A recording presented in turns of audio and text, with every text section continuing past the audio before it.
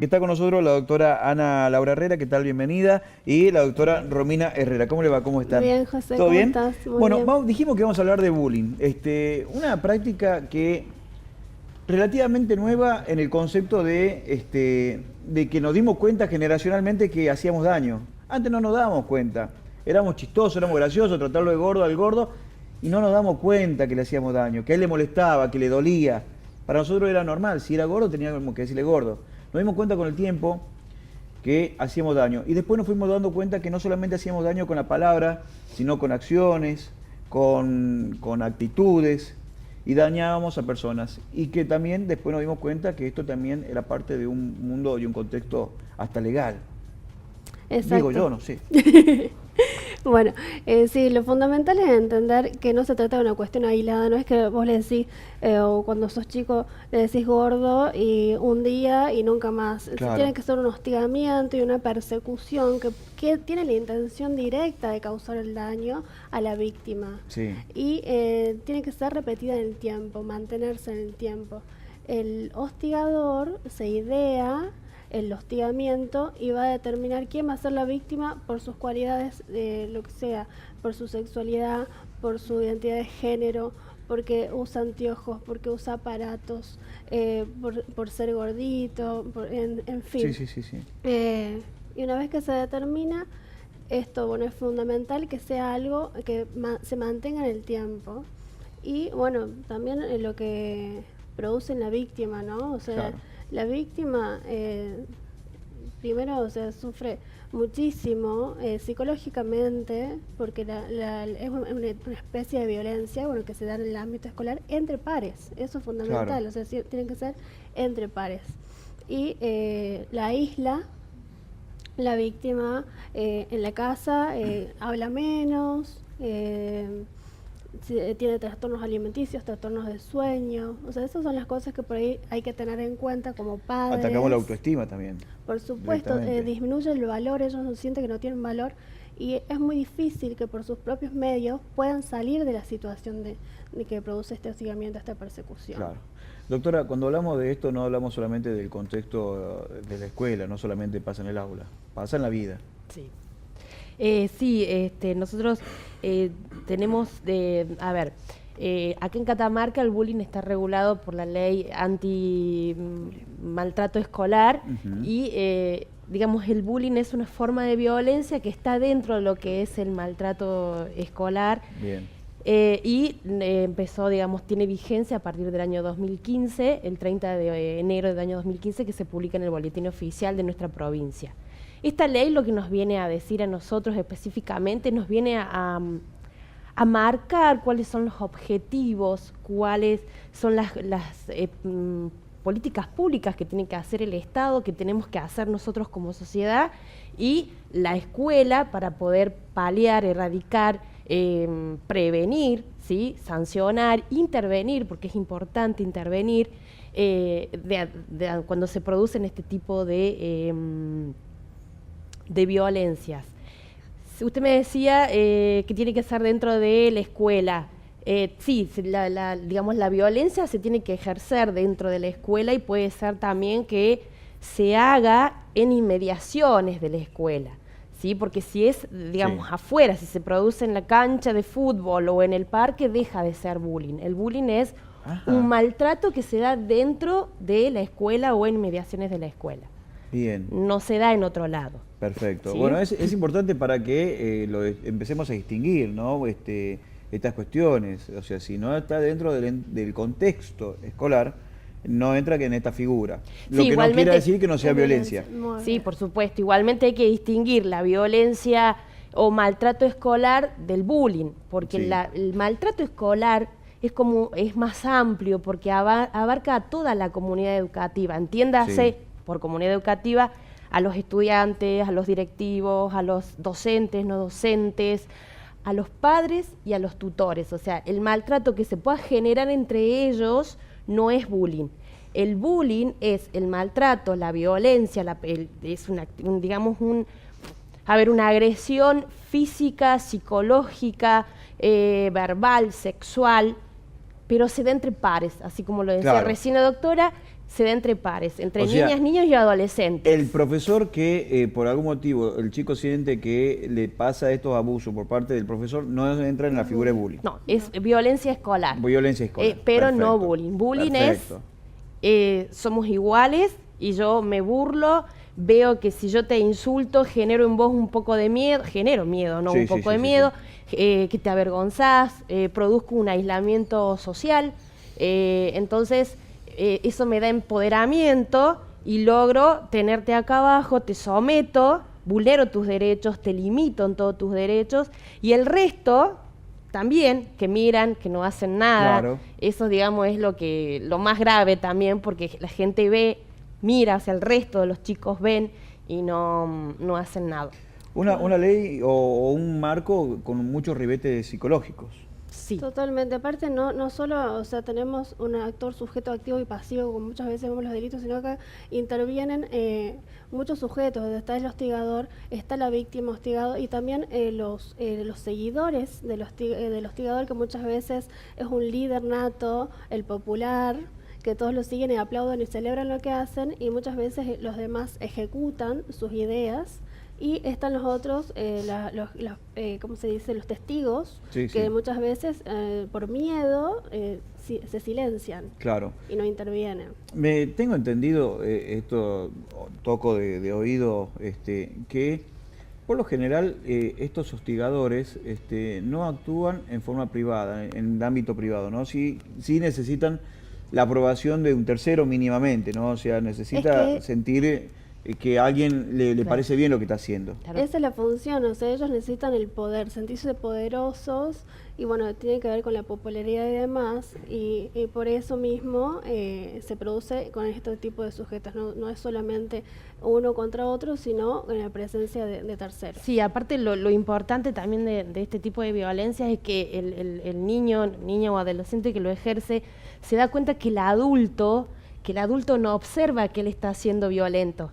Entonces, como hay indiferencia de parte de la persona que te tiene que cuidar, que te tiene que bajar línea, eso hace que sea mayor su entusiasmo. Siente impunidad. Exactamente. Entonces Totalmente. avanza y tiene como, o sea, la violencia, el ataque tiene que ser siempre continuo, tiene que ser repetido, no tiene que ser aislado. Claro, y aparte me da la sensación como que para que cada vez, si yo busco popularidad, o mejor dicho, necesito esta aprobación, cada vez tengo que ir apostando un poco más, ¿no? O sea, cada vez se hace más virulento, cada vez se hace más fuerte el ataque. Es peligroso y además, ¿qué mensaje te da? Claro. A los terceros que les dice, o sea, que la violencia entre pares es algo natural, la naturalización de esto, al hostigador, de que él puede andar por la vida hostigando, haciendo daño, y si no tiene límites, ese va a ser su lenguaje en sus relaciones eternas. Claro.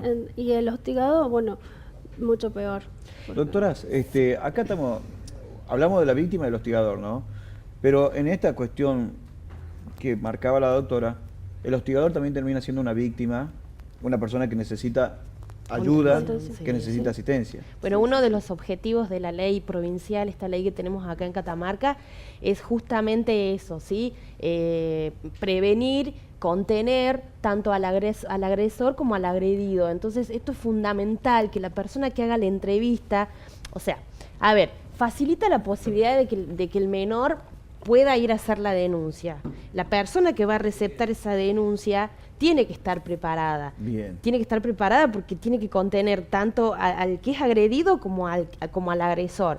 Entonces, en ese momento, en esa entrevista, tiene que mantener, digamos, tiene que escucharlo seriamente, tiene que atender seriamente lo que está contando, lo que está diciendo, garantizarle que va a ser protegido, que va a estar contenido, alentarlo, decirle muy bien lo que estás haciendo, está bueno que nos contés, está bueno que nos digas, no tengas miedo, no te va a pasar nada si vos hablás, y ayudarlo a que pueda sacar todo y no juzgarlo, porque muchas veces el que está escuchando dice, bueno, pero vos no hiciste algo para que el chico Claro. te trate de esta manera, quizás vos lo miraste mal, entonces no hay que juzgar.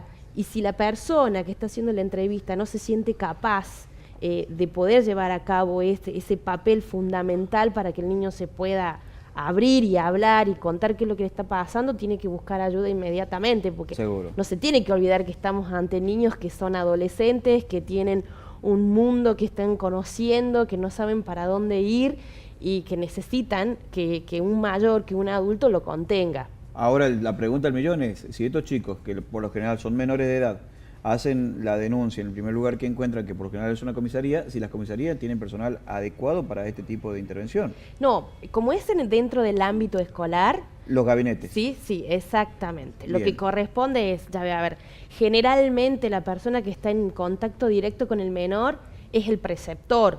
Claro. ¿Sí? Entonces el preceptor es el que debe hacer un informe, o bien el niño va y le cuenta a la madre, mira mamá, me está pasando tal cosa, la madre va y hace la denuncia, entonces tiene que intervenir el director del establecimiento. El director del establecimiento a principio de año o ciclo lectivo tiene que conformar lo que se llama un consejo que trata de la prevención y resolución de violencias.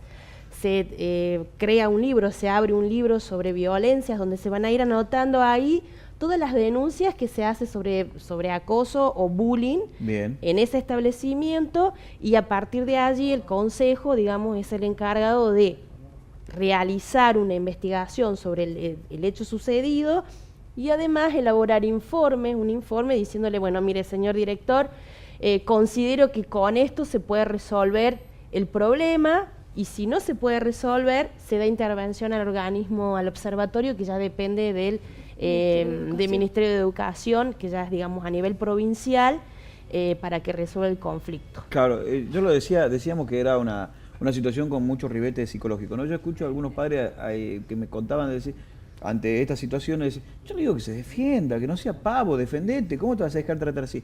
Si te está pidiendo ayuda tu hijo, te lo está diciendo, te está pidiendo ayuda, tenés que reaccionar como adulto, no como una de tal, tenés que reaccionar como una persona de esta época que nos toca vivir. Acercate a hablar con los docentes, acercate al gabinete, seguramente hay un gabinete, hay una directora, plantealo, porque tu hijo lo que te está diciendo cuando te lo está contando, te está pidiendo ayuda. Es como decía la doctora, no hay que minimizar las situaciones, hay que tratarlo con respeto, Tal cual. con atención, y hay un compromiso de la sociedad que el tema está más en boga, se está escuchando más, estamos concientizándonos y se está capacitando a los docentes y por ende también los padres por ahí participan en las charlas, lo que es fundamental, y la intervención también de los alumnos en generar conciencia, en participar activamente contra estos flagelos que se están dando en el ámbito escolar. Sí, igual el consejo consultivo se conforma por el director, por, digamos, personal que pertenece a la comunidad escolar, y a los padres. Los padres también pueden integrar ese consejo consultivo. Sí. Es muy importante, digamos, la participación que esta ley le otorga a los padres, porque generalmente los padres, o porque están trabajando mucho, o por lo que fuera, nunca, digamos, hay una ausencia. Sí. Hay mucha ausencia en el ámbito escolar. Lo digo con conocimiento porque yo trabajo en una escuela secundaria y muchas veces llamamos a los padres, los invitamos y no, siempre están trabajando, tienen muchas ocupaciones y la verdad que el niño siempre está solo. Tienen otras prioridades en realidad. Entonces sí, hay que concientizar a los padres y decir, bueno, papá, está pasando esto, hay que trabajar en equipo y ver la forma de ayudar al niño. Y también las cosas como son en la práctica, en la realidad. Muchas veces los colegios no cuentan con un equipo interdisciplinario. Claro. Entonces en esos casos se denuncia a la dirección de infancia o a, se me fue, de seguridad de niños y adolescentes. Al consejo consultivo. Bueno, ya me acuerdo. En instante, la próxima ampliaremos. hablaremos. En fin, cuando no hay un equipo, se denuncia. Pongamos a la dirección de infancia. Tenemos lugares para denunciar. Uno sería la dirección de infancia, como primera alternativa. Que depende del Ministerio de Desarrollo. Perfecto, ¿no? Porque no toda escuela tiene este gabinete, no toda escuela tiene esta situación de contención que tendría que tenerla, pero que todavía no están totalmente articulados.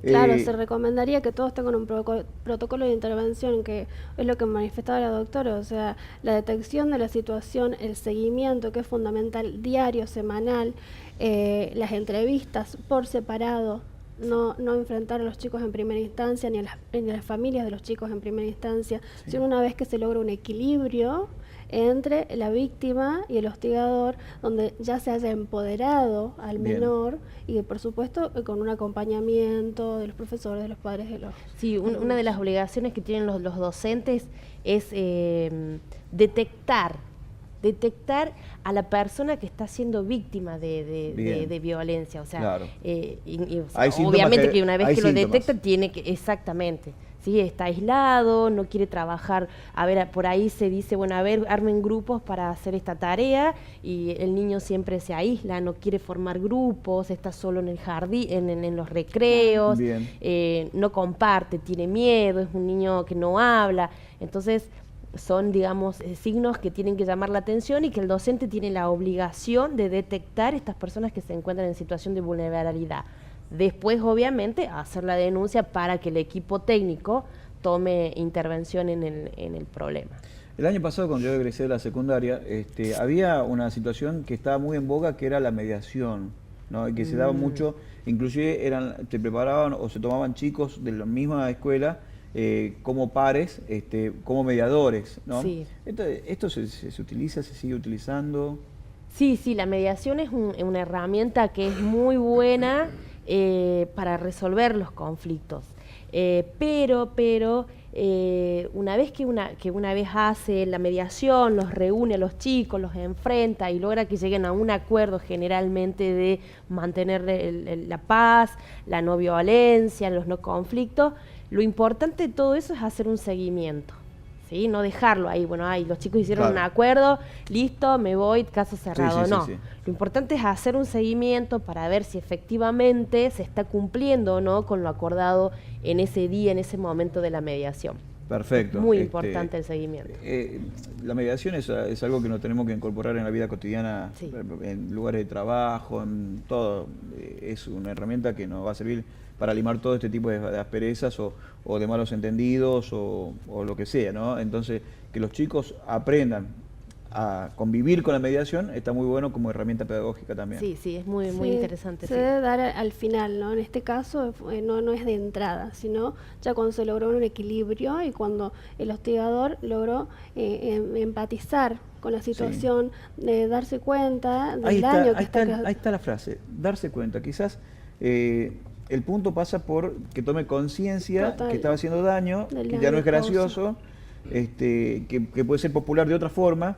Ese darse cuenta es lo que le va a llevar a cambiar la actitud, ¿no? Claro, y no buscamos sancionarlos, sino hacerlos responsables, que ellos se den cuenta que son responsables de sus actos y las consecuencias de estos. Porque lo que decíamos, también el hostigador es una víctima de algo, también está pidiendo ayuda a su manera. Que muchas veces son personas que repiten violencia de las familias, sociales. O sea, tal cual, necesitan sentir fortaleza en algo. Aparte las consecuencias que puede acarrear la agresividad que él ejerce sobre otra persona. Hay niños que terminan en el suicidio. Totalmente. En el caso sí, hay veces que tienen un final muy grave, muy triste, porque no soportan tanto. No sé si vieron la serie 13 razones, no sé si... bueno, la nena, ella es víctima de bullying y ella pide ayuda y no lo encuentra por ningún lado, acude al consejero de la escuela y no la encuentra y bueno, termina quitándose la vida. Entonces es importante eso, que también aprenda digamos, el que agrede, que puede llegar esa persona que sufre a cometer esa... Sí, eso es terrible. Antes de redondear, ya la última preguntita es, o reflexión, ¿no? Antes nos decían, las cosas chicos son cosas chicos. No, hoy ya no. Los adultos tenemos que participar activamente en las cosas que le pasan a nuestros hijos.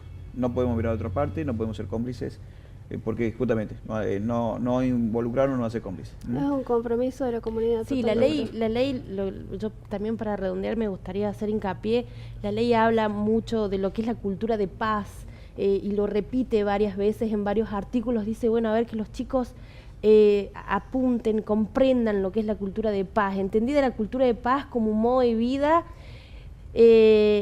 cargado de valores, de comportamientos y actitudes donde dice, bueno, a ver, yo te respeto a vos porque sos persona, porque Seguro. tenés derecho, porque tenés dignidad, te respeto. Entonces, hacer eso, lograr una cultura de paz y todos estamos involucrados a, digamos, a aportar un granito para que esa cultura se pueda lograr dentro del ámbito escolar. Y Bien. principalmente los padres. Los Perfecto. padres, si uno los llama, que los padres vengan, que no le echen la culpa al Estado. O sea, todos Sí, sí, somos sí. Estado y yo creo que cada uno tiene que aportar para que el Estado funcione Seguro. y no pasen No, este claro. tipo de cosas. Bien, doctoras, ¿algún número de teléfono para la gente que quiera hacer algún tipo de consulta de este tema Sí, en particular? le pasé a Fabiola para denunciar en el caso de bullying. Hay un observatorio que depende Bien. del Ministerio de Educación. Ahí se puede denunciar. Perfecto, bueno, de todas maneras, hablar llegate a la escuela. Llegá a la escuela, Sí, hablalo con fundamental. las autoridades de la escuela, que ellos tienen la obligación de poder. Ahí lo tenemos, es el número 3834 52 63 35. 3834 52 63 35. Sacar una foto con el teléfono para que sea más rápido, para que te quede ya agendado. Este número es una intervención rápida como para tener para que te sepan guiar, ¿no? Fundamentalmente en este tema. Y si tu hijo es víctima de violencia, el agresor no es una mala persona, es una persona que está equivocada, ¿sí? Tampoco te lo agarre como algo personal. No se resuelven así las cosas. Entendés que es una persona que está equivocada, un chico que está equivocado, y que también está pidiendo ayuda, así como alguna vez tu hijo te lo habrá pedido seguramente.